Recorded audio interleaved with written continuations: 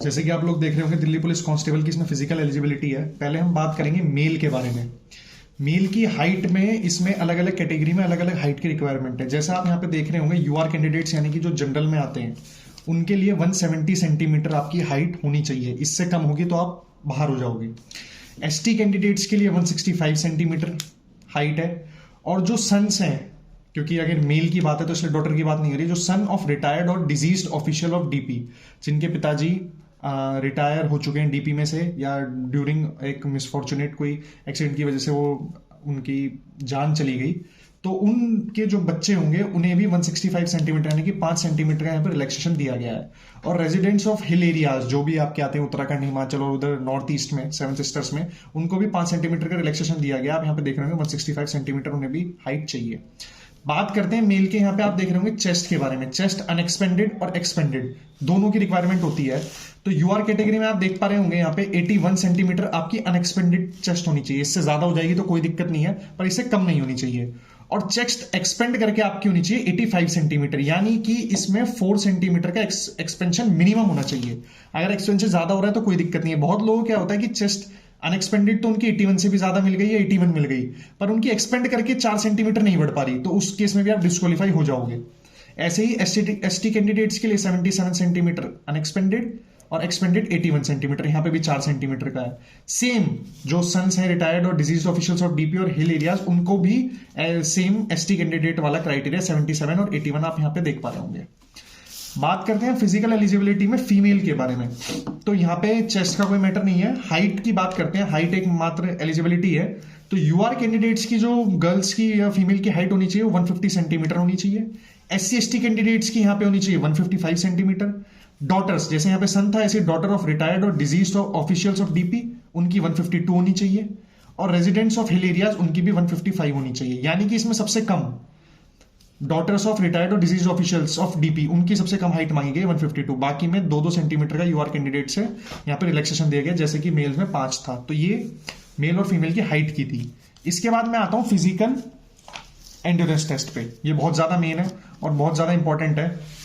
आप फिजिकल आप एक बार एग्जाम पास कर लोगे, तो अगर आप इसमें क्वालिफाई नहीं कर पाते हो तो आपका एग्जाम पास करना कोई मैटर नहीं रखेगा।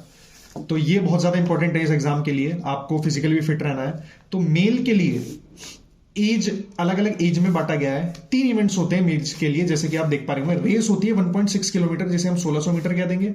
लॉन्ग जंप होती है और हाई जंप होती है। सीपीओ में 2 और इवेंट्स जुड़ जाते हैं, शॉर्ट पुट और स्प्रिंट 100 मीटर का, वो इसमें नहीं है। तो अगर आपकी 30 या 30 से कम साल एज है, अप टू 30 ईयर्स, तो आपको 1600 मीटर 6 मिनट्स में मारनी पड़ेगी, जो कि सीपीओ में 6.5 मिनट होता है। तो यहाँ पे 30 सेकंड और कम है और आसान नहीं है, बिना प्रैक्टिस के बिल्कुल नहीं आ पाएगी। लॉन्ग जंप आपको 14 फीट मारनी पड़ेगी, जो सीपीओ में 12 फीट है वो यहाँ 14 फीट हो चुकी है। और हाई जंप आपको मारनी पड़ेगी 3 फीट 9 इंचेस, जो कि ये थोड़ा सा कम है सीपीओ से। सीपीओ में लगभग 4 फीट्स होता है, पर हाई जंप इतना नहीं। तो इसमें रेस और लॉन्ग जंप, इन पे आपको जरूर ध्यान देना। हाई जंप तो आपकी निकल जाएगी, ज्यादा भी नहीं है। अगर आप 30 से 40 साल की एज में लाई करते हैं तो आपको रेस मारनी है 7 मिनट में 1.6। लॉन्ग जंप आपका 1 फीट कम हो जाएगा 13 फीट। और हाई जंप आपको 3 फुट 6 इंच। अगर आपकी 40 से ज्यादा एज है तो आपको रेस मारनी पड़ेगी 8 मिनट में 1600 मीटर। लॉन्ग जंप 1 और फिट कम हो गया इससे, 13 से फिर 12 फीट आ गया। और आपको हाई जंप मारनी पड़ेगी 3 फुट 3 इंचेस।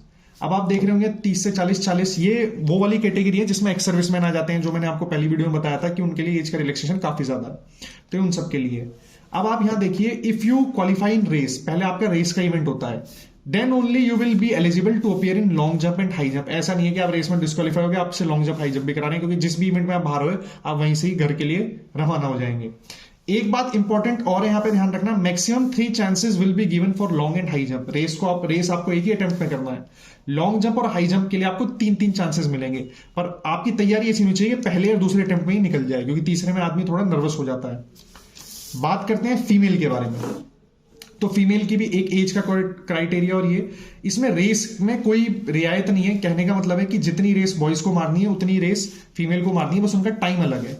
लॉन्ग जंप और हाई जंप, अगर कोई फीमेल 30 से कम साल की एज है उसकी, तो उसे 8 मिनट में 1600 मीटर मारनी है।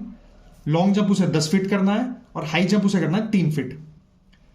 अब 30 to 40 ईयर्स वाली कैटेगरी में उसे 9 मिनट में 1600 मीटर मारनी है। लॉन्ग जंप उसका 9 फीट हो जाएगा, 1 फीट की उसे रियायत मिली, और हाई जंप हो जाएगा 2 feet 9 inches.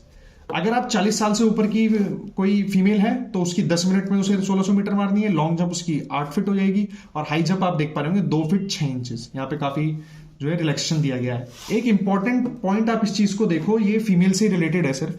If a female candidates gets pregnant before PET, physical endurance test के पहले वो प्रेग्नेंट हो जाती है, तो हर PET will be conducted after pregnancy. कहने का मतलब है ऐसा नहीं है कि आपको प्रेगनेंसी में ही पीईटी देना पड़ेगा और आप नहीं दे पाए तो आप वहीं से बाहर हो जाओगे, ऐसा नहीं है। हर result will be kept in sealed cover and vacancy will be reserved.